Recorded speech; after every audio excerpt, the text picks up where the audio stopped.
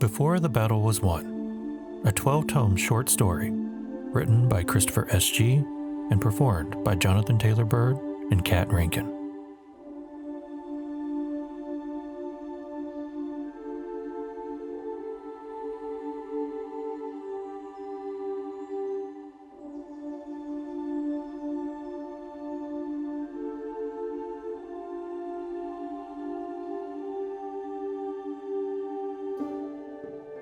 My shining star. This morning, the forces of Prodigium arrived outside Rithmont. Lord Astoire personally led the journey, met partway by Ladies Rayla and Meru. There is talk that we shall be joined in a fortnight by additional forces. Those of Lord Ikril, Lady Hideko, Lord Delane, and Lady Quarari. If such rumors are to be believed, then I think that says much about the current state of our situation. Duke Kithrin and his forces of darkness have settled into a keep on the other side of the chalice. They have been silent, at least for now. I worry they will not stay silent for long. In fact, I fear that we may be approaching the end of this war, my Radiance. Though I hope to be placed back into your loving arms soon, I know it will only be after the bells of victory have been rung, and the blight that has overtaken our land purged entirely from existence. I shall write to you again soon, with the fullest of heart, Onkato.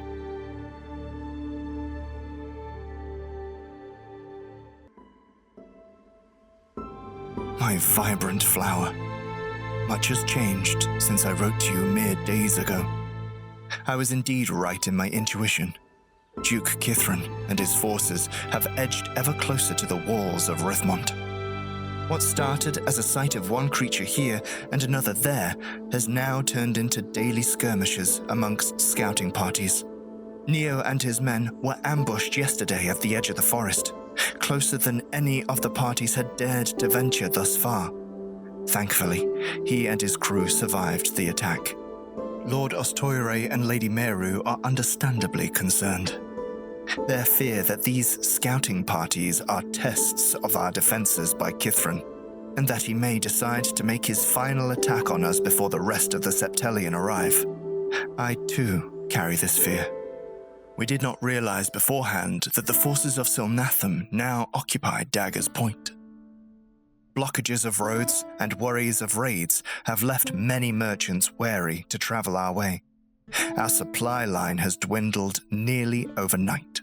Lady Rayla has sent her Antrians in hope that they may reach the rest of the Septalion.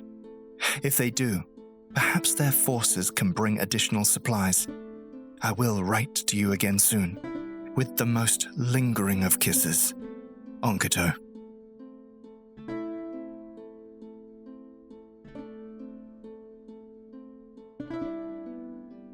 My sweet Melody. We were attacked outside the northern gates today. Don't worry, for I am fine. I managed to fend off the brunt of the attack, as I was working with Lord Astoire to map out our outer encampments at the time. Oh, the sound of the enemy's shrieks is one I shan't soon forget. Lord Astoire and I were in the middle of our conversation when the Selenian guard called our attention to the gates. We rushed from our tents to the outskirts of Rithmont just as balls of flame crested over our walls. Damn that traitor Ashermont. They struck many of the stables and storehouses, but we were able to make haste and rescue all of our mounts, as well as most of our food. Supplies have dwindled even further. Losing those stores would have been the end of us. You can imagine how thankful I was that Ashermont cannot aim. One of our scouting parties reported seeing Duke Kithrin himself skulking around the outside of his keep. Perhaps he was worried. I say if that is the case, then good. Lady Rayla received word that Lady Hideko and Lord Delane will be arriving before the others. Their forces were already gathered in the Ashen Wastes, and they are said to be 3 days ahead of the remaining Septalion. I will begin preparations for their arrival tomorrow. By the time you read this letter, they will have arrived. I shall write to you again soon, with the gentlest of caresses, Onkato.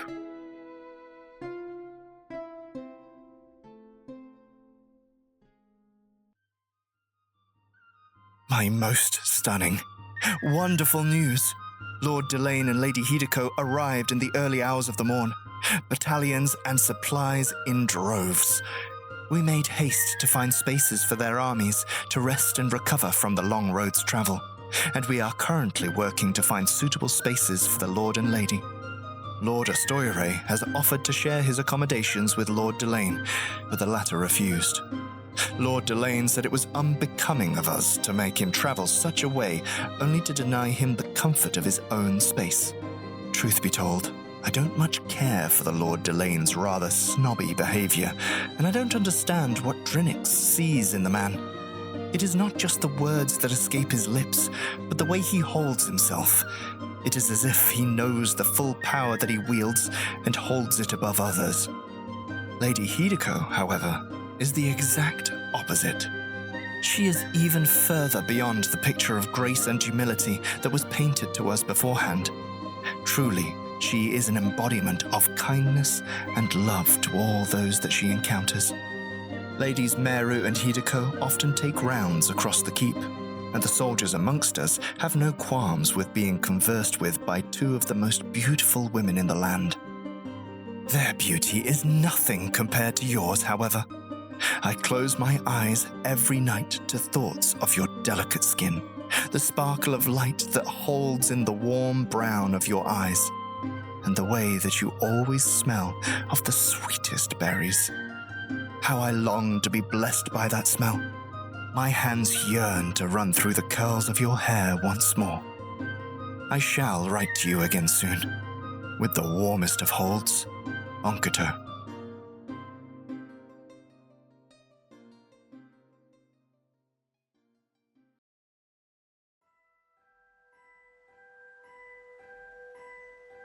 My gentle breeze, I have stared into the face of evil, and it has stared back. Nay, I would dare say that it spoke to me. The frigid flames of its wrath have licked the edges of my heart. I joined Neo's scouting party at Lord Delane's request. Too many of our scouts have gone missing in the woods, and the Lord wanted a more experienced hand to see what was happening to them. I actually think it is because I fell on his ire, and it was a play for punishment on my behalf. As we pressed deep into the woods, I heard the call of the nocturnal Sithik, and that sound that will forever remain etched into my mind. It is like the wail of a child joined with the resounding force of a low horn. It permeated my body and left nothing but chills in its wake. Most of the party scattered at that point, but I stood firm. I needed to show that we would not cower to mere creatures, no matter their plane of origin. Alas, I was rewarded with the appearance of such a creature. Creatures they are not. The Sithik are full-fledged demons. Sharp, gnashing teeth and hard reptilian skin. Horns to gore the poor sods that stumble across them. Eyes of black. Horrific, yet hypnotizing black.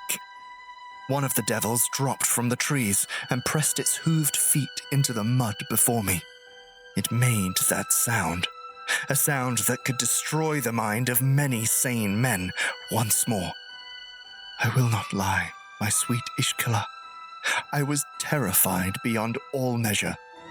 I believed it was the end of my time on this plane. The demon sniffed me, then made a barking growl. It crouched low as it stepped back into the foliage. I'm not sure why it spared me this day, but I fear I cannot get the reeking stench of death out of my leathers. I will try my hardest. I shall write to you again soon, with the whole of my soul, Onkato.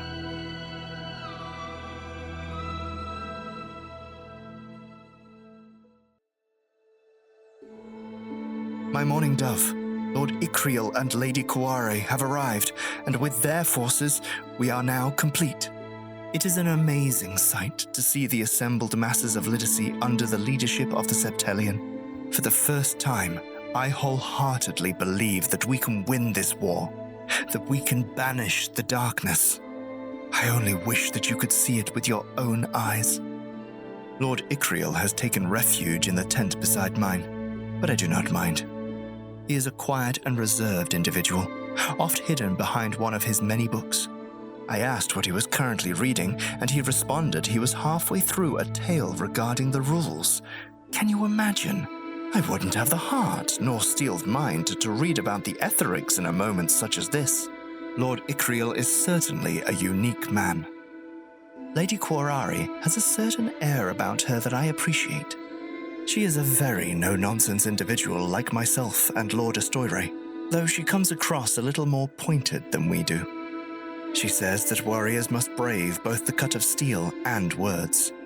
Truly, her words can cut deep. This morning I saw her atop the nearest tower, keeping watch. Her eyes are like that of a hawk. Having the full septellion brings me comfort. They complement each other in various ways.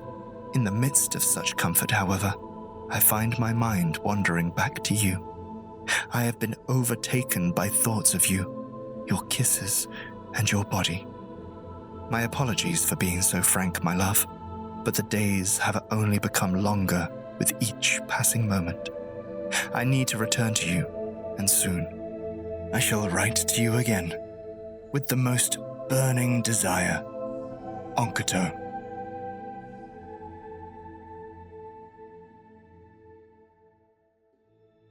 Ishkala, I will make this brief, as I'm not sure how long we have.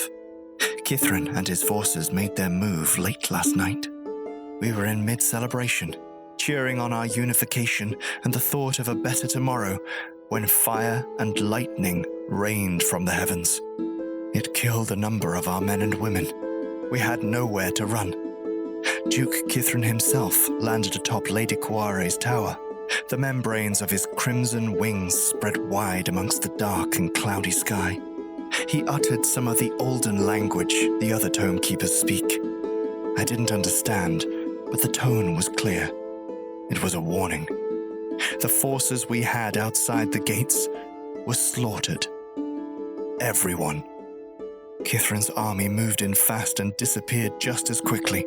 No doubt the work of Tashon. Those poor people. Their poor families. We are about to have a meeting between myself, the Septellion, and a few of our top generals. We must bury the dead, and I must now write the letters to their loved ones. Please, keep me in your thoughts. With haste, Onkato. My honeyed darling, I offer another unfortunately short update. I have been tasked with guiding Ladies Quarari and Meru around Rithmont for a bounding of barriers. The Septellion are intent on using their combined powers to protect us for a few more days. They will be working tirelessly in the meantime to compose a plan of attack. We received word that a group of Noctide turncoats will be arriving shortly. They too have grown weary of Kithrin's leadership. We may have a chance, but this is our last chance, it seems. The battle that towers in front of us, the fight between the Septellion and Blacktide, will end in only one victor. May Gante grace us with her mercy. I will write to you again, once the barrier allows it. I love you. With one foot forward, Onkato.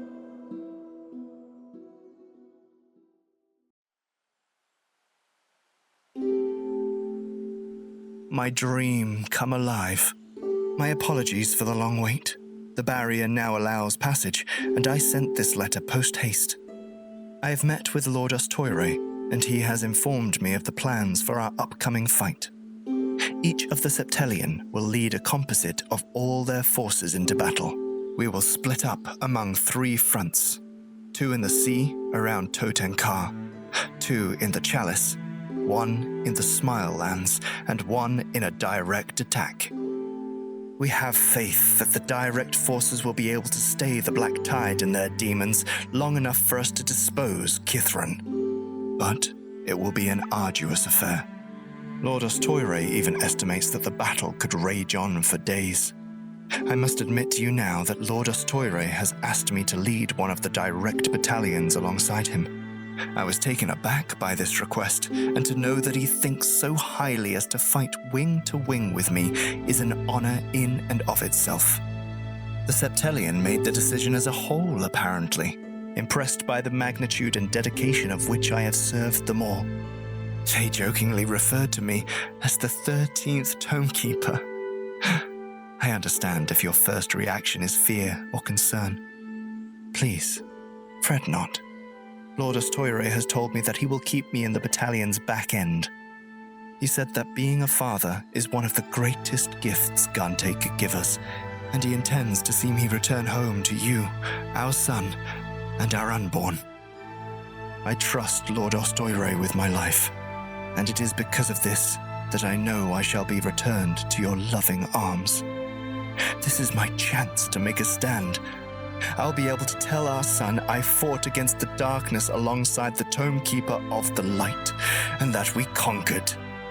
I can think of no better way to make my son proud. Please give Genevin a hug for me. I shall write to you again soon, with an eye toward our future. Onkato.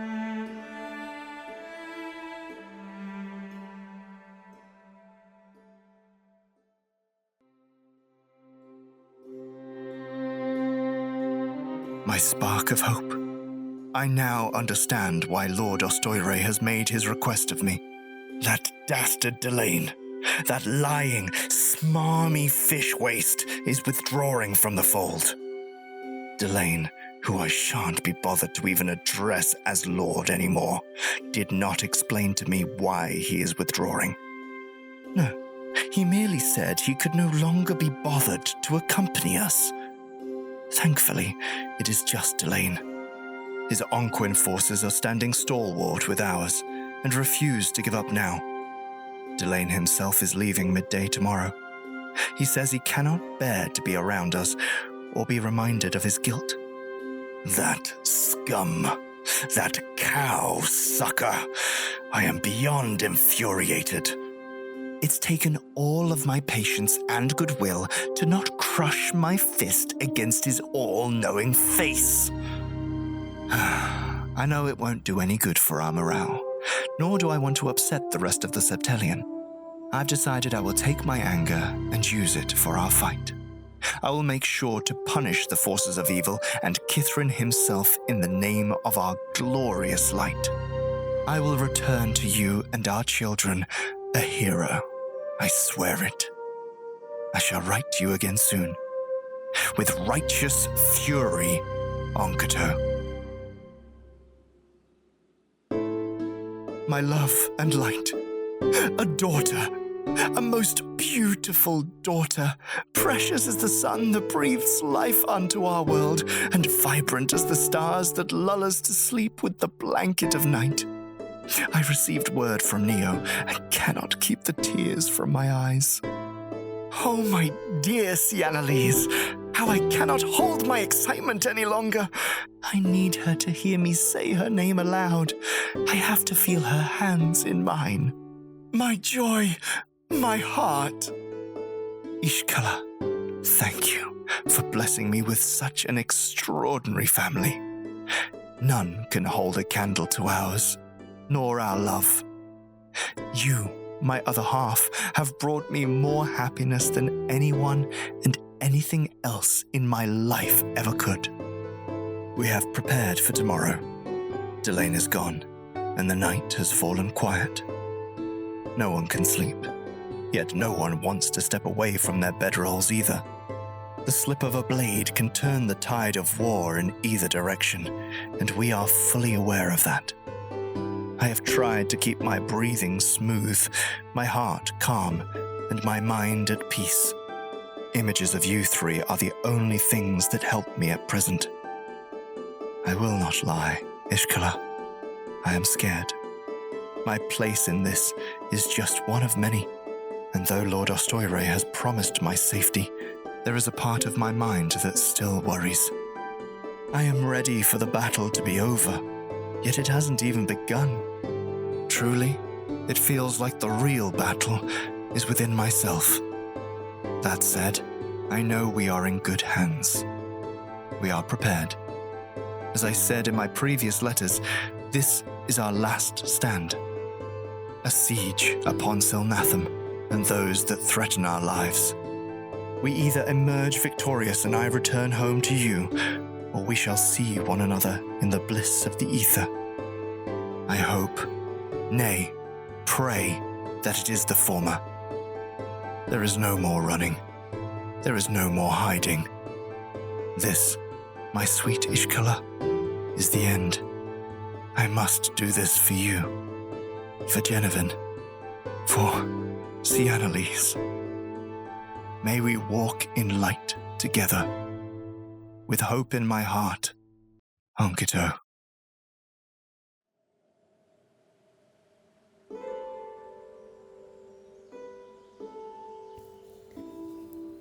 Onkito, my love. It has been days since news of the battle has graced our household. It seems the trickery of the Lords Delane and Tashan were unexpected by all, even the Blacktide themselves. I wish Ostoire had informed you from the start. It may have staved your anger.